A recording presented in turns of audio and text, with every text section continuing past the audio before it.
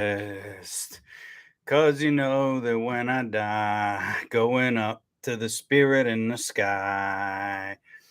Hello, everybody. Welcome to the Common Sense Academy. I'm your host, Joe Palmetto, Joe the Lawyer. I'm going live because why the heck not? One time, a long time ago, I promised that I would go live every Wednesday. I haven't quite lived up to that. But I'm going to go live anyway. I would love to get some people in here watching. Um, I have a couple of things that I want to bounce off everybody. And I think that this would be a great place, a great opportunity for me to do it. And I think that you all would find it very interesting and also be able to give me some really good feedback on the ideas that I have. So grab your cup, your glass, your drink, whatever it is. Come on in. Hello, Teresa. I'm digging the magic mushroom. Sorry, I have some. Yeah, I know some vitamins here, some sublingual vitamins. So I'm gonna be talking weird for the first 10 minutes of the stream. Hello, CW. Yo yo. Yes, I'm back. I'm back. I'm gonna try to be something like consistent. I've been posting more videos, been making more content, but I haven't been in touch with the live streams. I'm gonna try to get in touch with the live streams. This is the Common Sense Academy with Joe Palmetto, Joe the Lawyer, here to answer legal questions, talk about sovereign citizens, or any other issues that my audience would like to talk about. If you like my content, please like, subscribe, comment, and share. And whatever it is that you guys want to talk about, I would suggest letting me know, because I came in. I do have one thing that I want to talk about, but I want to wait until I get some more people in the chat room before I discuss that. So, CW, Teresa, Dorian, if there's anything you guys want to talk about, you want to talk about Sovereign Citizen movie that's coming out, Sovereign Citizens in general. Actually, hello, Wen Brew from rural California. Brooke, Brooke, I'm consistently inconsistent. How does that go? How does that sound? I've been making a lot of videos. June and July have been good months for me, though. Have been good months for me. So, thank you everybody for tuning in. Joe Palmetto, Joe the Lawyer. Hey, Christo. Here's my first question. Should I change the books in the bookshelf? You know what I've noticed is, I started this stream in like 2019, 2020. And it used to be in a different room in my house. But even then I had two bookshelves behind me. But here's the problem. Now, every podcaster, if you watch the news, every commentator is sitting in a room with books and bookshelves behind them. So now I'm like, I don't want to be that guy anymore. But I'm a lawyer, okay? Oh, that couch is gone. I got a new one. But I'm a lawyer, so I can have my books. You know what I mean? Constitutional law, contracts, okay, all these other books, the steel bar, more con law. I can have my books, but every podcaster, YouTuber, commentator has freaking books behind them. So, I got a couple of cars. Okay. I like cars too. But to fake books. Okay, the Riddler. Listen, the Riddler. I have probably, there was a period of my life from, I'm about to be 41 years old. I'm already aging myself an extra year. I'm 40 years old. There's a period of my life about 1993, so it says 11, from when I was 9 to 12, about 3 years, where every week I got like 10 to 15. I got like $10 a week from my parents for doing chores. and I would take those $10 and spend them all on comic books. So you can't, on the other side of this room, okay, I have thousands of comic books. So I could easily replace the stack with comic books. So CW, my mom's in Florida, but I'm thinking about, I don't know, I'm thinking about something else here. Let me get that Dodge Challenger into view there. I don't know. I'm thinking about getting rid of the books or reducing them. I'm going to put something else back there. Yeah, normal people have real books. Yeah, I get it, but it's just so overdone. Like every podcaster, every person is sitting with all their books behind them. I want something different. So let me know what it is you guys would like to see behind me. Um, and I would take that into consideration. Actually, you know what I may do? You know what I'm going to do? I I lived in Okinawa for 2 years, and I have a bunch of stuff from my time in Japan. This row is gonna turn into the Okinawa row, and I've been to Tokyo too, so I have a bunch of tchotchkes from Tokyo. But this is gonna be the Okinawa only row. Um, the Riddler, I'm sorry you lost your comic book collection. I know that happened to a lot of people. Um hey, Tom Castro, Tommy Lasorda would be acceptable. Al Davis, not in 1,000 years, okay? Not in 1,000 years, okay? Um why the physics book? Well, I like physics and I like science, and I guess I got my economics book, and those were all from classes that I took in college. So so coming your way is going to be the Okinawa background. Um, the old couch is gone, Brooke. I was told by somebody that it looked like somebody vomited flowers on that couch. Okay, that's how old it was. But I'll tell you what, for a couple of years, that couch was damn comfortable. Okay, so I'm happy and I'm proud of that couch. uh, I sold some of them back, but not all of them, as you can see. And not this was that was purchased, I believe, brand new. In this book, this book, while we're on the topic here, this was my contracts professor. His name was John Murray, and sort of a legend, in the Pittsburgh area, um, and actually kind of a legal legend. Because this book is used all across the country, and it's signed by John Edward Murray. Although I got it all dirty, it's okay. I'm never selling it. But he was like one of the really great scholars on contracts and the law in America. And I would say in the past 30 years, this book is used all over the country, and he's often quoted by courts. So I'm pretty proud of that.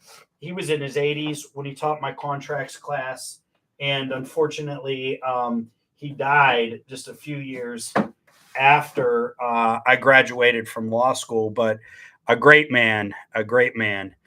Um, so yeah, the Sovereign Citizen movie. We're living in a time, it seems like to me, where there is so much with Netflix, Amazon Prime, 4,700 streaming channels. Movies are just made like this, boom, boom, boom. Whereas, 10, 20 years ago, my brother would be like, "Oh, you got to see this movie." I had a list of like 3 or 4 movies every year that I felt like I had to see. Now they're just dropping movie. There's a new movie every week that I feel like I have to see. And so they're dropping this Sovereign Citizen movie. Okay. And I feel like it's just, being put out there, like Humpty Dumpty, easy peasy. Now, you know, And for all the sovereign citizens watching this, now you know that I'm an officer of the crown of the King of England. Okay. Yeah, now it's the king. Trust me, I know. I know what's going on. So, they're making this movie, making this sovereign citizen movie. And it's sort of very interesting. They're going to depict the father son combo who about 20 years ago murdered a couple of police officers, state troopers in, I believe it was Louisiana.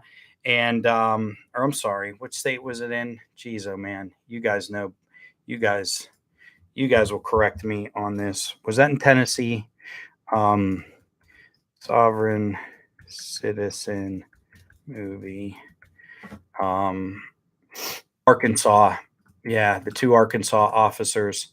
And that book will, or I'm sorry, that movie is going to be interesting because it may in fact depict the sovereign citizens as sympathetic heroes, or tragic heroes, or like anti-heroes of a sort.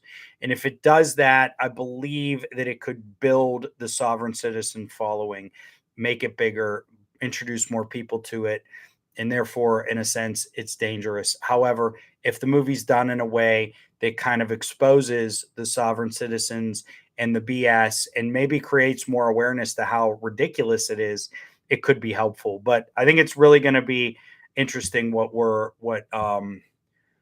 it comes to. So thank you everybody for tuning in today. I'm your host, Joe Palmetto, Joe the lawyer. I had a request for the same time sip.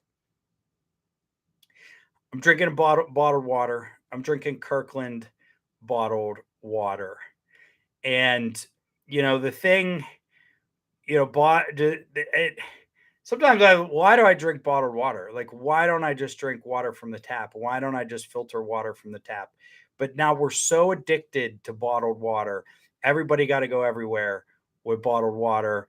CW, what kind of beer are you drinking? What are you having? It is what it is, but I'm not afraid in this day and time to drink water straight out of the tap. Nice cold glass ice water. Raise your cup, your glass, your beer, your brewski in the air. Cheers with me. It tastes better when we sip together. Cheers.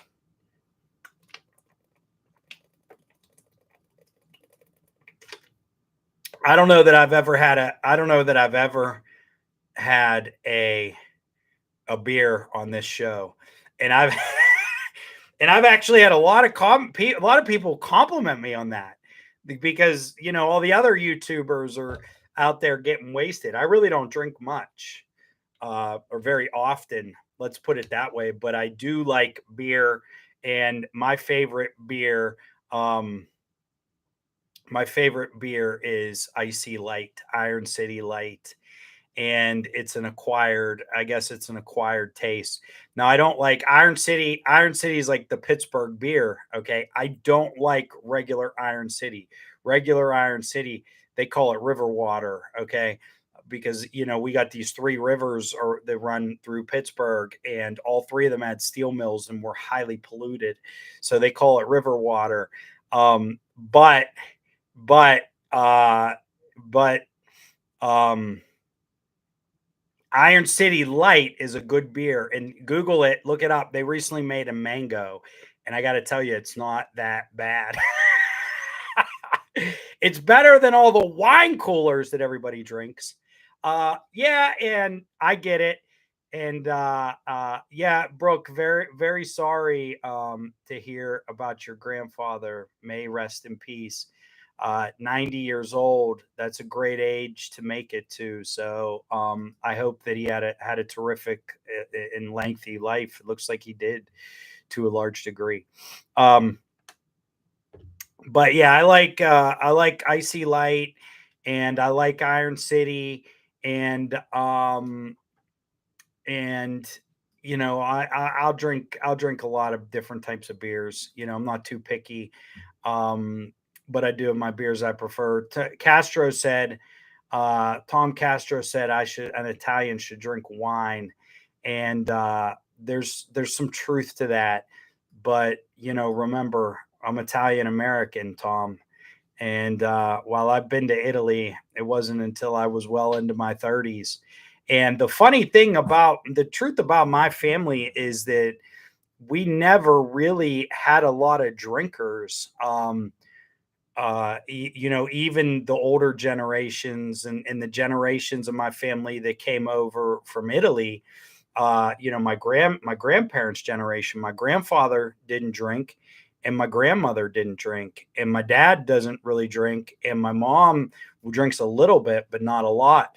And so the only time we would actually have wine is on like Christmas and like holidays or like big family dinners was the only time wine was brought out. So I didn't really grow up drinking wine or exposed to wine. Now I do like wine. I'm certainly not a wine connoisseur or a sommelier of any sorts. Okay. But I did wait tables in some Italian restaurants. So I had to learn the basics. I learned the basics and you know, just really from interacting with the clients who knew more about wine than I did, or let's say our customers, I did learn a bit about wine. So I do like some wines. I like Pinot Noir, or even a Merlot or a Cabernet. If you like something dry, but I like something sort of in the middle. So I'm a big Pinot Noir fan. I don't really like a lot of white wines. I wouldn't say I wouldn't drink them. But I do like some medium bodied white red wines. Um, there are Kool-Aid drinkers in the hills. Made it 22 weeks in the police academy. None of the dinosaur knew what a sovereign citizen was. Cornelius, they need to know. They need to know. So do me a favor, man. Do me a favor and send them the link to my channel. Send them the link to my channel so they can learn so they can learn what a sovereign citizen is. Pittsburgh does have some cool microbreweries. The oldest is called Penn Brewery, which is a brewery, you know, dating back 50, 80, 75 years or something. And it was a microbrewery before they were even the cool thing to do. So Penn Brewing Company has some good beers, and is a really, really cool. It's in a part of the city where you get a view of the city. So it's a very cool place to go and have some drinks. If anybody's ever visiting Pittsburgh, hit me up. I'll let you know where to go.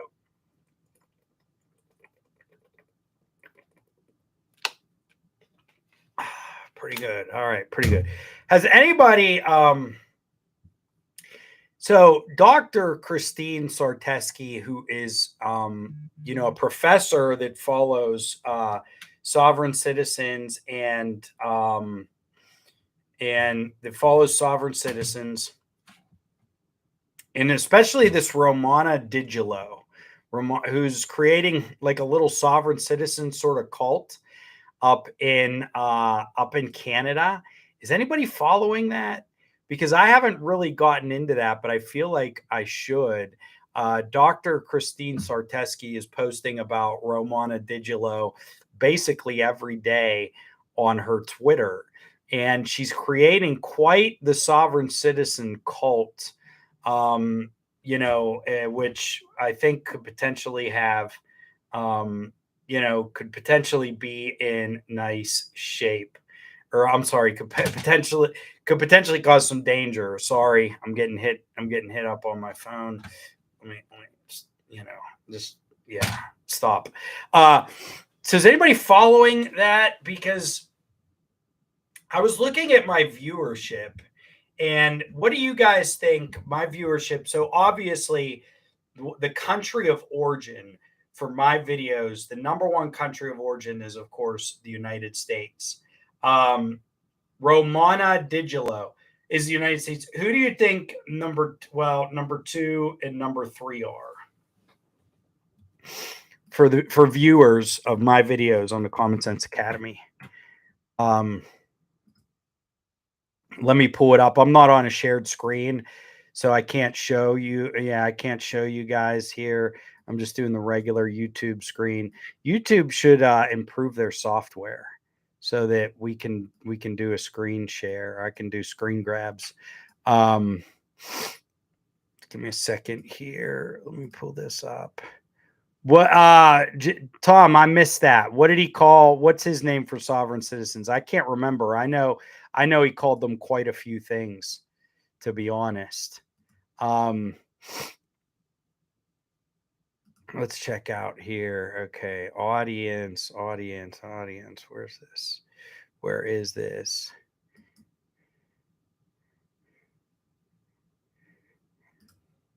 Oh, Zephiel, you ruined it. I guess it was easy. Okay, let's go top 10. What do you think my top 10, the top 10 countries are where my audience comes from? You're correct. Canada is number 2. United Kingdom is number 3. And they are, so in the last 28 days, let's do Lifetime though. I believe it's the same Lifetime. So Lifetime, United States, Canada, United Kingdom. Who are the next 7? 2, 3, 4, 5, 6. 1, 2, 3, 4, 5, 6, 7. Vilified, what's up, man? Thanks for stopping in. Who are the next 7? And who do you think is the number one non-majority English speaking country? Brooke, you got it. Number 4 is Australia. It's kind of funny to see this. And it's funny, like if I go further down the list, I have thousands of views in some countries that probably have very little English speaker. Well, then again, let's say not English as a first language. No, Riddler, actually, France is pretty low. France is pretty low on the list. It doesn't even really register. Ireland, yeah, Ireland is 1, 2, 3, 4, 5, 6, 7, 8. Ireland is 9th. Ireland's in the top 10. Nope. This doesn't surprise me so much because think about any videos I've done of sovereign. It appears to me to be the countries most affected by the sovereign citizen movement. So it makes sense. Germany, correct. No, Germany is number 5. Ireland is number 8. And there are 4 more countries in the top 10. Not Norway, but you're on to something. Zephyr, not Norway. There's 4 other countries in the top 10. And I guess none of them are really, when you consider England, Morocco. Yeah, Morocco should be. Yes, Sweden. So Sweden is number 6, which is surprising because Sweden does not have a large population of humans. So for them to come in, they come in over some countries that are much, much bigger and speak a lot more English. The Netherlands, correct. And the Netherlands, 6, 7, 8. The Netherlands is 9. And so there's 2 countries in the top 10 that you guys have not hit on yet. Not the UAE. Not the UAE. Bermuda, nope. Norway is on the list. Like some countries aren't even on the list, right? Norway is on the list. For my top 10, what are the top 10 countries for viewership of the Common Sense Academy? Number 1, United States. 2, Canada. 3, the United Kingdom. 4, Australia. 5, Germany. 6, Sweden. Number 7, unidentified. Number 8, Ireland. Number 9 and 10, unidentified. 7, 9, and 10. Aussie is up there, yeah. Look, it probably does skew towards countries where a lot of English is spoken, obviously. However, there's a couple of little dropped in. I think there's a couple of surprises in there. Sweden being the main one. Yeah, Australia is number 4. No Brazil, no Taiwan. Um,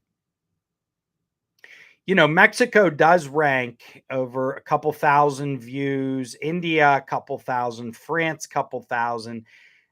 Even Spain, I have viewers, a couple thousand from Thailand, Switzerland, Belgium. Those are all the countries that break 1,000, and then there's a bunch of countries under 1,000 that aren't even worth saying. Yeah, not China, not China. Okay, number 7 is New Zealand, which I'm surprised nobody got. Number 8 is Ireland. Oh, the number 9 is the Netherlands, and number 10 is South Africa.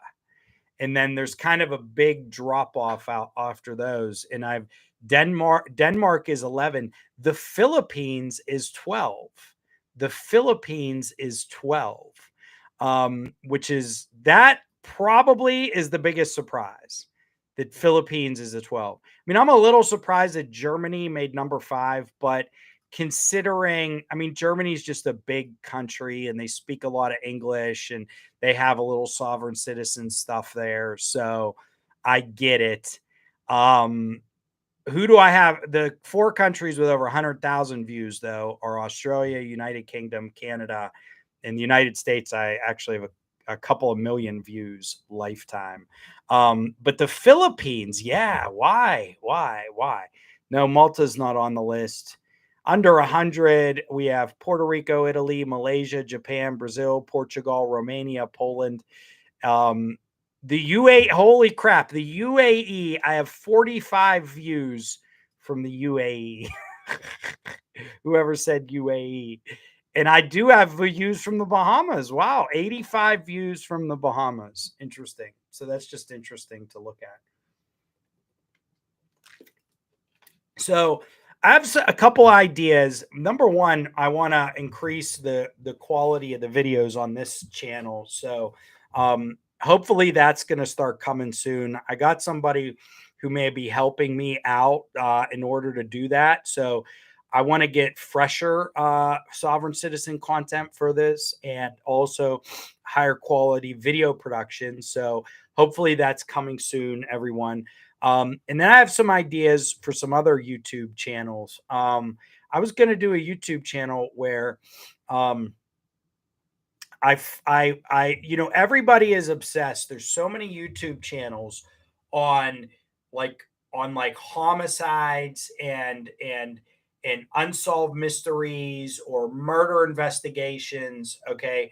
And I'm a criminal defense attorney. I should get in on some of that action. So I was curious what you guys think. I was going to do a video where I cover let's do videos where I cover historic trials. Keep the videos to about 10 minutes and I cover a trial, like historic trial, different trials that had interesting twists and turns. And it'll be all throughout history, different types of famous trials. So it could be, the OJ Simpson trial or like the Scopes monkey trial or like the trial of the British soldiers that fired on a crowd that John Adams represented during the American Revolution, like that. And just keep it like 10 minutes, but be very detailed. And the story will be more about the trial itself. Instead of like the facts outside, it's going to be, well, what happened in the trial? How did this person testify, et cetera, et cetera. So I'd like to hear what you guys think about that idea, because I was thinking of making a channel based on that. And I'm still trying to find an identity for my other channel, Joe the Lawyer, whether I want to provide, like, I do legal tips on there and I also comment on legal news. And then I've been doing like lawyer life and I've had various success with all three, but I have to just pick one and focus on it because the key to ranking in YouTube is having a niche, is having a very, very focused subject content and just hammering away at that. True Science 151, very good for debunking soft sits and mores. I've seen his videos. Yes, I have. But I haven't really got into it. So let me see here. Doo-doo-doo-doo. Yeah, I've watched Yeah, he's got some good videos, absolutely. And he's done some I think he's either come into these live chats or he's commented on my channel before. So maybe I'll reach out to him, see if we can do some sort of collaboration and help each other out. Um Yeah, but what do you guys think about that channel where it tells stories of like famous trials in American history? I actually have a book like that. I'd like to hear your opinions, and I'd also like to hear your opinions if you watch my other channel. If you have any favorite content on that channel that you should think I should amplify, excuse me, or do more of. Also, do you think I should cover more? Should I just cover sovereign citizens or should I cover additional individuals or additional goofballs? I'd like to hear your opinion on that too. Northern Ireland use same money as Brits. They're affected by Brexit. We spend more time in the coastal areas. Well, Ireland is Northern Ireland. I imagine it's so, but like, is there a distinction between Ireland and Northern Ireland for purposes of YouTube? Because Ireland is one of my highest viewed countries, and I've done some videos, but it just says Ireland. So I'm going to assume it's not Northern Ireland. Is Northern Ireland, um, its own thing? You know what I mean? Or I'm sorry, on YouTube, I know it's its own. I know it's its own thing. It's a country in and of itself, and it's part of the United Kingdom. But I don't know if YouTube distinguishes between Northern Ireland and Ireland. I think you should do what you think is fun and go with the flow. Don't just do stuff for algorithms. Yeah, I mean that's what happened here, Zephiel. But I've found, here's the thing: if the channel is about too many things, then it doesn't hold the interest of anybody. So when I'm talking about that other one, it's like, sometimes I cover news, sometimes I do legal tips, sometimes I do legal life. And I think bouncing around, I've lost some audience. So I actually enjoy all three of those. And I really need to pick one thing and stick with it. Rob Schaefer, what about DUI cases? What do you mean? There is a guy he's called the DUI guy, and he has his own channel. And when I know there's a huge difference. I'm just wondering though with YouTube, like, because Northern Ireland.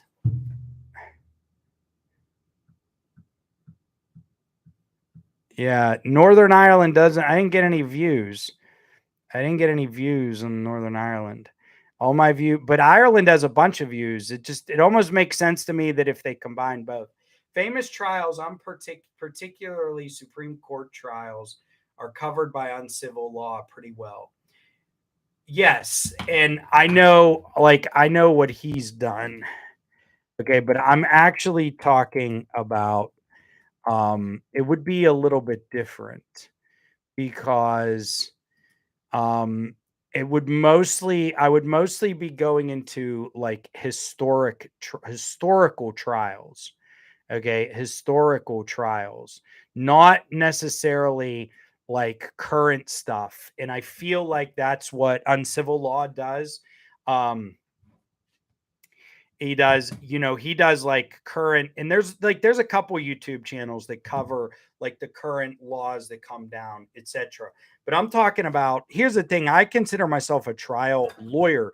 So sometimes you look at trials and you say, well, why did that, like, if you watch a lot of documentaries, okay, you may say, oh, well, it's obvious from everything that we're learning in the documentary that they should have found this guy guilty or he should have been found innocent. Well, that's because when you watch a documentary, you're seeing portions of the trial and then facts and evidence outside of the trial. And some of that facts and evidence may not have actually been admitted at the trial. And additionally, they're going to leave out important facts that happened at the trial. So, what I'm going to be doing is looking just at the trial and the evidence and testimony that came into the trial and what the lawyers, and I'm going to point out things like important decisions throughout the trial that the judge made, important tactics that the lawyer used, what were the most compelling moments of the trial that may have swayed the jury, right? Like a lot of people, will say, well, OJ Simpson, they did a very in-depth, I never watched that special, I probably should, but it's like if you hear about the facts of OJ and you're like, oh well, they should have just found him guilty. But then if you watch the trial, you can see that OJ's lawyers were just wiping the floor with the other side. And so what happens in the courtroom matters a lot. And so that's what I want to talk about. Like, I want to talk about this direct examination, what made a huge difference, or the composition of the jury itself impacted the outcome, or the fact that the judge did not allow the prosecution to use this one witness. Okay, things like that that turn the trial itself, instead of just hearing, oh well, this guy stabbed 5 people so we know he did it, or you know what I mean. Does that make sense? And it'll be more of an analysis of trials, not the criminal justice system, not the, it will give insight into the system itself, but it's about trials, how trials work, how they operate. There's certain rules within the trial, and when you know the rules, you have to tell your story within that framework. And if you watch a documentary on a trial, okay, you are generally getting information outside of this framework. So you are likely privy to information that the jury never was. So when you hear a verdict, sometimes when you're watching a documentary, it doesn't make sense because you don't have the full context. Absolutely, like the Unabomber. Now, here's the thing. I want to focus, though, the trial, it would focus more on trials with outcomes that were not predictable, or perhaps, that would, but I'm not saying I wouldn't do cases that were predictable, but had huge impacts on the culture otherwise. So, yeah, the DUI. So there's a guy, he's the DUI guy, and he does things. So in whatever state he practices in, I think he's in Michigan, he is allowed to record his trial. So the trials are video recorded.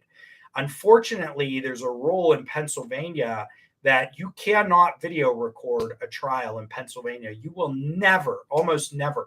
I guess a judge could make a special decision. But for instance, these judges during COVID, what's his name that we mentioned earlier? He who's the judge that was doing everything on YouTube? Jeez, oh man. At 40 years old, your memory starts to go. Am I correct on that? Judge Middleton. So Judge Middleton was live streaming all of his court proceedings. You would never see that happen in Pennsylvania.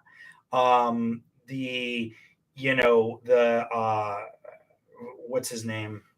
The guy, the George Floyd guy, that trial was on television. Kyle Rittenhouse's trial was on television. So you're not going to see that in Pennsylvania. Pennsylvania does not have video recorded trials. There's an audio, they can be audio recorded, an audio transcript can be made, and they have courtroom sketch artists, and that's it. That's it.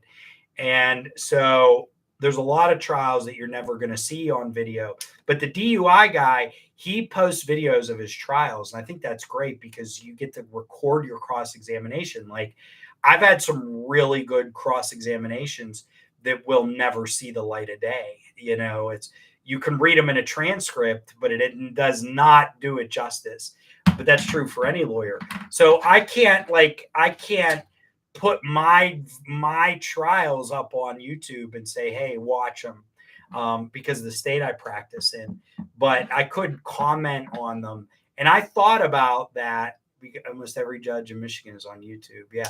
I thought about doing a video just on DUIs because I do have a lot to say about DUIs, and I've done just hundreds of DUI cases.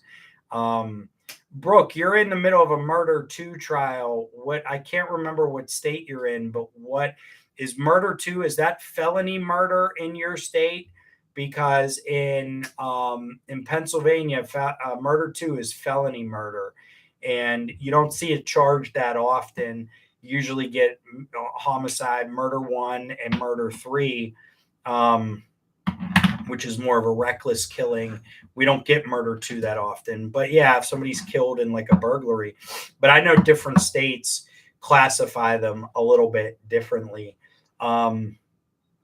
So yeah, so I had a homicide case recently, a first degree homicide case, and I managed to work it out and get an involuntary manslaughter plea, and just a couple of years in state prison for my client. So I was very happy with that result. I've worked on a few homicides, and I may have a homicide appeal that I'll be working on here soon. So that'll be interesting as well. But yeah, just wondering, I wanted to hear your guys' thoughts on that. It sounds like I would have some interest, and I would do it like it would be like a video essay. So it may just be my voice and just photos and videos of, I guess that's called a video essay format for YouTube. So I would cover historical trials. Remember the trial itself, what happened in the trial, and that led to the verdict that the jury gets, and then the impact of the verdict. Well, Riddler, let me say this about that case. Whether or not they could prove, the Commonwealth of Pennsylvania gave me the plea that I got, and I negotiated it pretty aggressively because the initial offer was pretty bad, and I ended up getting a really good deal, but they just didn't have the evidence to show that it was an intentional killing. And so it brought into, well, they were going to have a problem, first of all, actually saying who did it. But then even if they could prove who did it, they were going to have a hard time showing that it was intentional. And so that's where the involuntary manslaughter came into play. And it's just a fascinating part. First degree homicide requires almost a plan, right? Almost premeditation. So while someone may in fact kill somebody, doesn't mean that they're guilty. It doesn't mean first degree. That intentional, malicious, premeditated killing is what should apply, and that was really the crux of that case. So yeah. But yeah, I'm interested to hear what you guys, if you guys would be interested in a video like that. So maybe I'll make one. I actually wrote a script for one of them, and maybe I will produce this video and post it to the Common Sense Academy and see what you guys think. What do you think of that? Does your state certify to handle murder 1? Yeah, only if the Commonwealth moves to certify a case as a death penalty case, then the lawyer must be certified on the death penalty. I am not, in fact, certified on the death penalty. The reason is economic, because they just don't certify a lot of cases for death penalty, and most of those cases are handled by the public defender's office. I would certainly do it if I felt it would benefit my practice, but it just sort of seems unnecessary. So the majority of homicides, even first degree homicides, especially in Allegheny County, they rarely certify cases for the death penalty, very serious cases only. So no, I am not death penalty certified, but yeah, you're required to be a death penalty certified to defend someone if the Commonwealth is trying. No, first degree is a life sentence if you're convicted in Pennsylvania, but it's only death penalty if the Commonwealth moves to certify it as a death penalty case prior to the trial, because I guess it changes the jury selection process. And also the jury has to decide if the death penalty, it's not up to the judge then. So I don't really know that much about it. I just, I've never done it and had to deal with it, so I don't know about it. But I've worked on a couple of first degree homicide cases. Absolutely. How hard would it be to change Pennsylvania law to allow video recording in the courts? My understanding, Zephael, is that is a decision that was made by the Supreme Court of Pennsylvania. So we would simply need to convince the judges on the Supreme Court. And maybe it may not be that hard if there was a significant movement to make it happen. But, they've really, I think that something happened in the Cosby case where they wanted it to be recorded, and they might have filed a motion and the judge was like, no. And I can't even remember which side. But it's just always been that way. So, isn't death penalty only on the table if there's another crime like me killing you no, first degree homicide can be a death penalty case in Pennsylvania. So, all right, everybody, thank you for tuning in. I've been going for about 47 minutes, and I'm starting to get tired on this wonderful Wednesday night. If you like my content, please give me a like, subscribe, comment, and share. I hope you look forward to new content. I hope you guys enjoyed the discussion today. I got more fun new videos coming at you soon. Thank you, everybody. If you didn't hit the like button yet, please hit the like button, and hopefully I will catch you all very soon. All right. Common Sense Academy, Joe Palmetto, CSCW, Joe Palmetto, Joe the Lawyer, signing out for the day.